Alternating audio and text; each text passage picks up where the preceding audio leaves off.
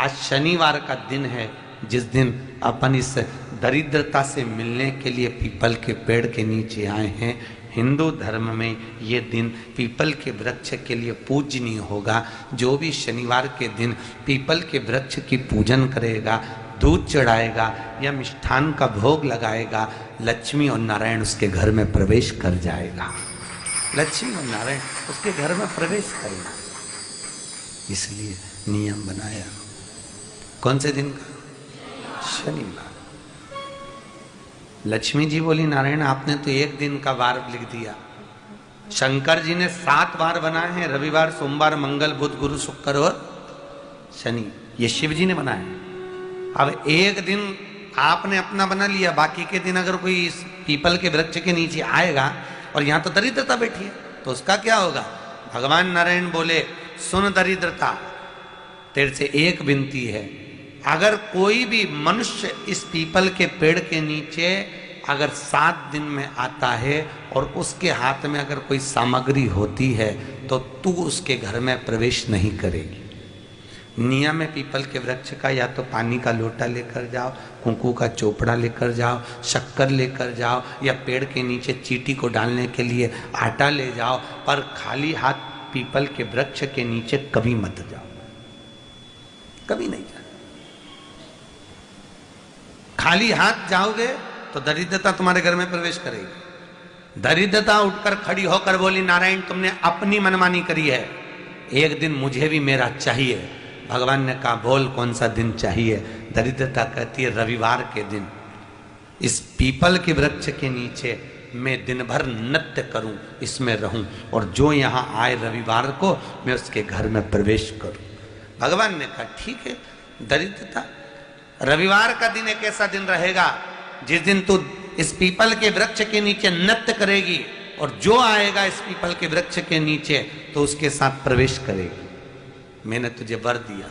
इसलिए हमारे यहाँ केवल पीपल का वृक्ष अगर दीवार में भी लग जाता है ना, किसी की फैक्ट्री की दीवार में, किसी के घर की दीवार में पीपल का वृक्ष अगर लग जाता है, पीपल का पौधा लग जाता है, उसको कितना भी तोड़ लो वो वापस लग जाएगा। फिर तोड़ोगे फिर लग जाएगा। अगर पीपल के पौधे को तोड़ना है तो केवल रविवार का दिन एक नींबू, एक मिर्ची और बमूल का कांटा, ये 3 चीजें रखने के बाद में आधे घंटे बाद रविवार के दिन पीपल के पेड़ को उखाड़ कर फेंक दो। दूसरी बार कभी पीपल दीवार में लगता ही नहीं है, कभी नहीं लग सकता। केवल एक रविवार का, केवल एक संडे, इतवार का। घर में दीवारों पर अगर पीपल लग भी गया है, इसलिए पीपल के वृक्ष को उखाड़ने का, अगर घर में पीपल लगा हुआ है या पीपल का पौधा हमारे घर में लग गया, उसको उतारना, निकालना, लगाना, तो पीपल के वृक्ष को अगर निकाला जाता है तो रविवार के दिन, और अगर पीपल के वृक्ष को कहीं लगाया जाता है तो सोमवार के दिन या मंगलवार के दिन, बुधवार के दिन, इन दिनों में लगा सकते पीपल के वृक्ष कहीं लगाना। शनिवार का दिन एक ऐसा दिन होता है जिस दिन पीपल के वृक्ष को कहीं जाकर लगाया नहीं जाता, क्योंकि शनिवार के दिन पीपल के वृक्ष के नीचे लक्ष्मी रहती है। हम अपने हाथों से अगर पीपल का वृक्ष किसी दूसरी जगह पर शनिवार को रोपित करते हैं तो हमारे घर की लक्ष्मी अपने घर से छिन्न होकर चली जाती है। इसलिए शनिवार के दिन पीपल लगाया नहीं जाता, किसी के घर जाकर उसको वापस पलटा नहीं जाता। लग गया उसको डाल। प्रभु मेरी धर्म पत्नी को कहाँ रखूं आप बताओ? वो तो जहाँ यज्ञ होता है, अनुष्ठान होता है, दान होता है, पुण्य होता है, सत्कर्म होता है, वहां जाने को तैयार नहीं। अब करूं क्या? भगवान ने बोला, एक काम करो। दुर्वासा जी बोले, जिसके यहाँ रात्रि में बर्तन झूठे पड़े रहते हो उसके घर में इस दरिद्रता को लेकर तुम प्रवेश कर जाना। जिसके यहाँ रात्रि में बर्तन झूठे पड़े हो वहां लेकर प्रवेश कर जाओ। दूसरी जगह दुर्वासा जी बोले, जो स्त्री घर में दोपहर के समय पर सो रही हो उसके घर में इसको लेकर प्रवेश कर जाइए। जो स्त्री दोपहर के समय में घर पर सो रही हो इस दरिद्रता को लेकर प्रवेश कर जाइए। तीसरा, जिसके यहाँ पर दरवाजे पर कांटे वाले पौधे लगे हों उस घर में इस दरिद्रता को लेकर प्रवेश कर जाइए। दरिद्रता, कितनी सुंदर बात कही है। दाता और विधाता, कौन कौन? दाता और विधाता। लक्ष्मी और दरिद्रता के सगे भाई हैं। कौन कौन? दाता और विधाता। दाता को फिटकरी प्रिय है, विधाता को नमक प्रिय है। ये दोनों हमेशा लक्ष्मी को और दरिद्रता को दोनों को समझाते थे, दोनों में प्रेम बढ़ाते थे। आज भी हिंदू धर्म की रीति है।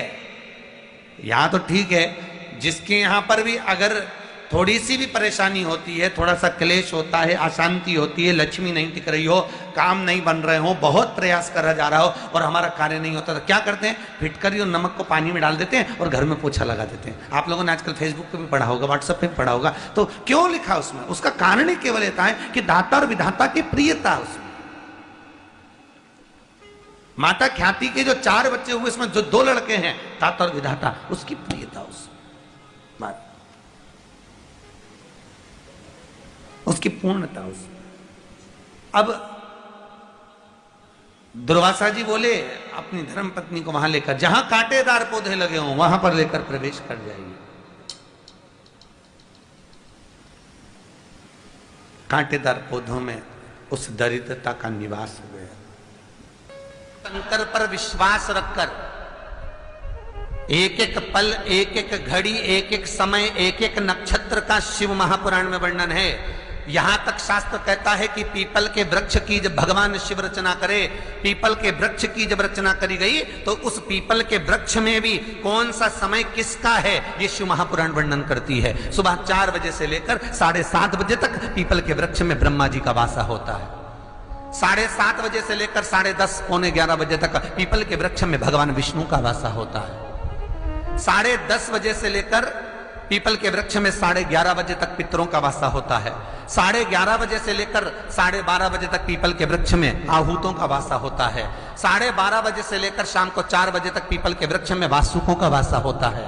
4 बजे से लेकर शाम को 7:30 बजे तक पीपल के वृक्ष में शंकर का वासा होता है। 7:30 बजे से लेकर 9:30 बजे तक पीपल के वृक्ष में कुबेर का वासा होता है। 9:30 बजे से लेकर फिर कुबेर के वृक्ष में अन्य देवों का वासा चालू हो जाता है। इसलिए हमारा हिंदू धर्म कहता है, हमारे शास्त्र कहते हैं कि पीपल के वृक्ष को जब पूजा जाता है, पीपल के वृक्ष की जब पूजन करी जाती है, तो सुबह 10:30, 11, ज्यादा से ज्यादा 11:30, ज्यादा से ज्यादा 12, उसके पहले पीपल के वृक्ष की पूजन कर लेना चाहिए। क्यों? क्योंकि 11:30 बजे से लेकर 12:30 बजे तक पीपल के वृक्ष में पितरों का वासा रहता है, आहूतों का वासा रहता है, फिर वासुकों का वासा आता है। पितृ किसको कहते हैं? महाराज जो पूरी उम्र लेकर चले गए और उनके भीतर अभिलाषाएं बहुत थी, मैं ये भी करना चाहता हूं, मैं ये भी करना चाहता हूं, वो पितृ हो जाते हैं। आहूत किसको कहते हैं? जिस माता के गर्भ में बच्चा जन्म ले और मर जाए, यह 6 महीने का गर्भ धारण करने के बाद अवर्षण हो जाए, जीव पड़ने के बाद 6 महीने के बाद अगर बच्चा गर्भ में भी शांत हो जाता है, कुंवारी अवस्था में शांत हो जाता है, जिसका विवाह नहीं हुआ, ऐसा बच्चा जब शांत हो जाता है, अधोगति में कोई मर जाता है, सुसाइड कर एक्सीडेंट में किसी भी रूप में मर जाता है, तो वो आहूत कहलाता है। और बहुत ध्यान देना साहब, शिव महापुराण की कथा कहती है पितरों को भाग मिलता है, इसलिए पितृ तृप्त रहते हैं। कितने भाग्यशाली! खूब भजन करो, खूब स्मरण करो। अमावस्या है, अमावस्या के दिन प्रदोष काल में, प्रदोष के समय पर, प्रदोष काल में शाम के समय पर जाकर किसी भी नदी, तालाब, बावड़ी, कुआं, कहीं ना कहीं जो आपके पास में हो, वहां पर एक घी का दिया, बत्ती का मुंह दक्षिण की ओर कर कर अवश्य जला कर जाना, सारे पितृदोष समाप्त हो जाएगा, सारा पितृदोष समाप्त। अमावस्या के दिन किसी भी जलाशय के पास में, नदी, तालाब, बावड़ी, कुआं, जो आपके शहर में, आपके गांव में, आपके नगर में हो, वहां जाकर लगा दे। अगर नदी, तालाब, बावड़ी, कुआं नहीं है तो पीपल का वृक्ष हो या बेलपत्री का वृक्ष हो या बट का वृक्ष हो, उसके नीचे लगा दो प्रदोष काल में। पर अमावस्या के दिन लगाएं जरूर। क्यों? क्योंकि अमावस्या के दिन पितृ शाम के समय प्रदोष काल में शंकर भगवान का नाम जाप कर कर नदी, तालाब, बावड़ी पर पानी पीने जाते हैं। वहां से जल का आचमन कर कर पितृ अपने लोक को चले जाते हैं प्रदोष काल के समय पर। इसलिए प्रदोष काल में जलाशय के पास में बावड़ी, कुआं, नदी, तालाब के किनारे पर दिया लगाया जाता है दक्षिण की ओर मुख कर कर बत्ती का। तो पितृ आशीर्वाद देते हुए जाते हैं कि फलो फूलो, आगे बढ़ो, उन्नति करो, तरक्की करो। ये पितरों का आशीर्वाद रहता है, पितरों का वर रहता है। आप देंगे उसको मिलेगा। पितृदोष है ये आपको कैसे मालूम पड़ेगा?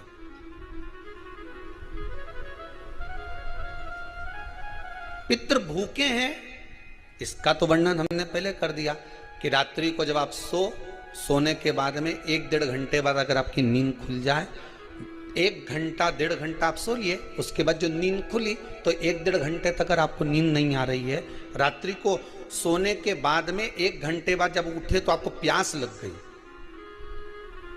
भूख लगने लगी, प्यास लगने लगी कि मेरे को पानी पीना पड़ेगा, घबराहट हो रही, पानी पीना पड़ेगा। 1-1.5 घंटे सोने के बाद अचानक नींद खुले और आपको प्यास लगे, समझ लेना आपके पितृ भूखे हैं और प्यास है।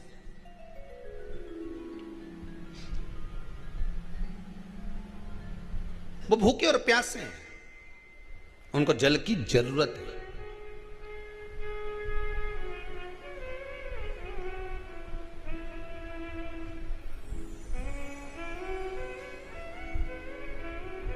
किसी भी नदी में, सरोवर में, कुंड में, बावड़ी में, तालाब में, आप तीर्थ में जाकर जब स्नान करते हैं तो स्नान करने के बाद एक काम का नियम बना लो कि अपने हाथ की अंजलि में जल लेकर अपने पूर्वजों को देना। प्यासे रहते हैं, भाग मांगते हैं।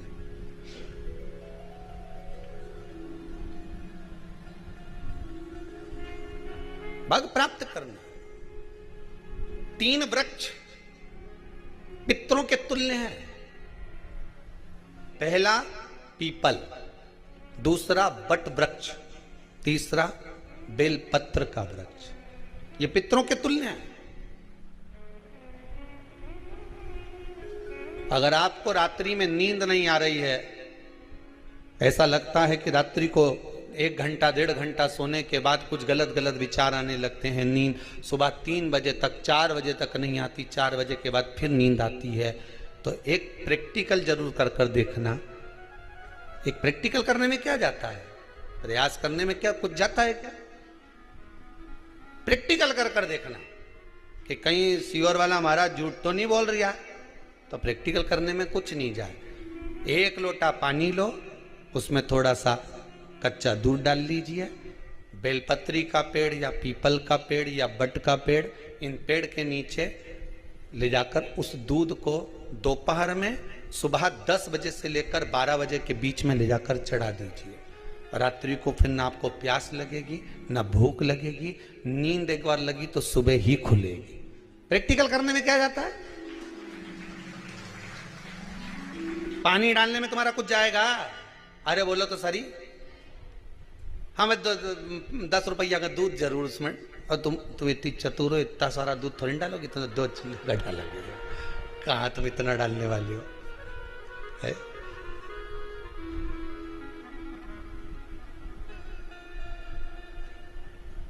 प्रैक्टिकल करने में क्या जाता है? कुछ भी नहीं बिगड़ेगा। ये तो बस जल डालोगे तुम्हारा ही कुछ अच्छा हो सकता है, बाबा की कृपा है।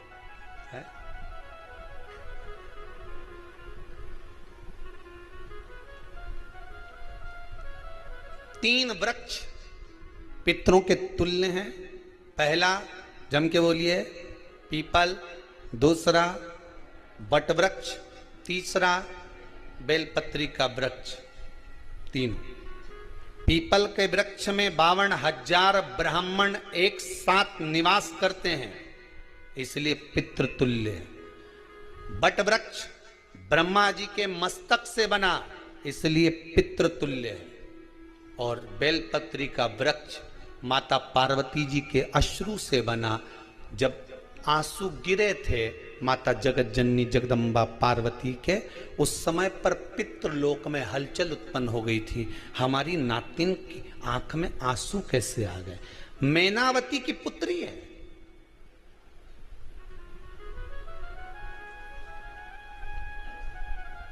पितरों की नाती, इसकी अश्रु कैसे गिर गए। पार्वती जी ने कहा ये आंसू नहीं, मेरा पुण्य भाग प्रकट करती हूं बेलपत्री के रूप में। तो पितरों ने वर दिया था कि ये बेलपत्री का वृक्ष हमारा आशीर्वाद है, इसके नीचे अगर कोई दीप लगाता है, शिव को स्पर्श कर चढ़ाता है, उसके पितरों की शांति होगी, हम स्वयं उसको आशीर्वाद देने के लिए पधारेंगे। बेलपत्र का वृक्ष पितृतुल्य।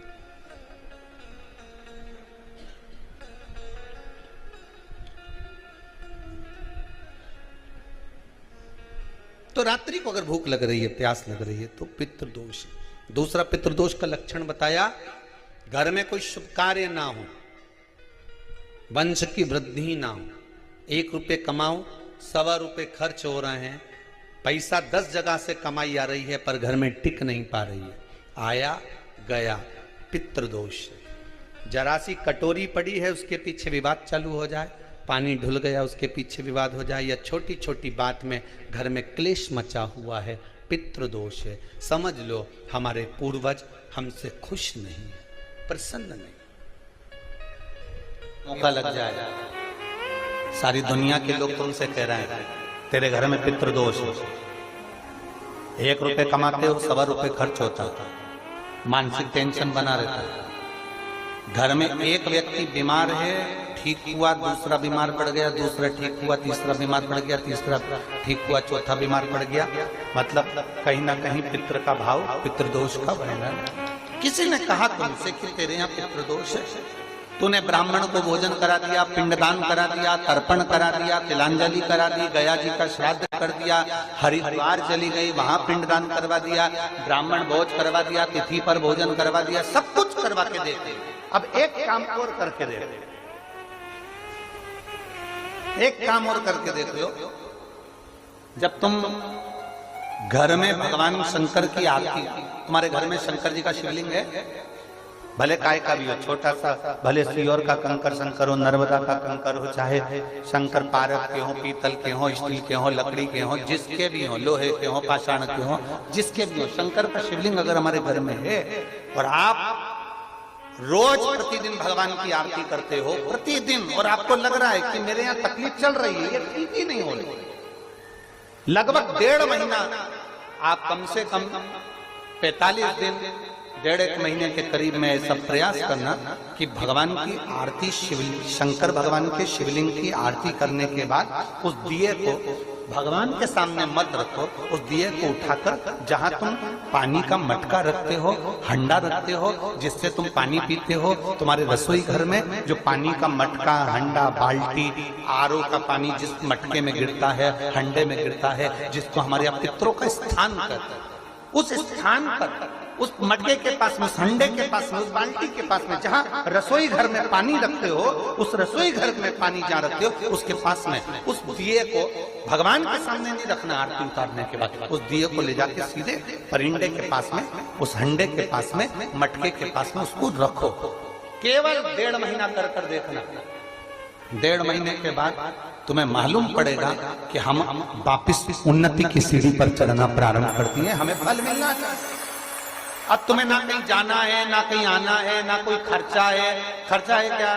ईमानदारी से बोलो, कोई तुम्हारा लाखों का रुपया लग गया क्या? रोज आरती करते हो रोज आरती। बस आरती का नियम बना लो कि हमको पितृदोष किसी ने बोला है, हमारे घर में अशांति है, पितृदोष है, कोई कह रहा है कि तुम्हारे घर में पितृदोष है, हमने सब कुछ करके देख लिया। अब हमें ये करना है कि महादेव की आरती जब होती है तो उसकी ज्योत का दर्शन करने पर 1000 कपिला गाय के दान का पुण्य मिलता है। तो ये पुण्य हम हमारे पितरों को देते हैं, जिससे उनकी मुक्ति हो जाए और हमें आशीर्वाद प्राप्त। उस दिए को नीचे नहीं रखना, आरती उतारने के बाद आरती पूरी हो जाए तब उस दिए को ले जाकर, जब आप ले जाकर उसको रखें तब उस स्थान पर रखें जहां पितरों का स्थान, जहां पितरों का स्थान।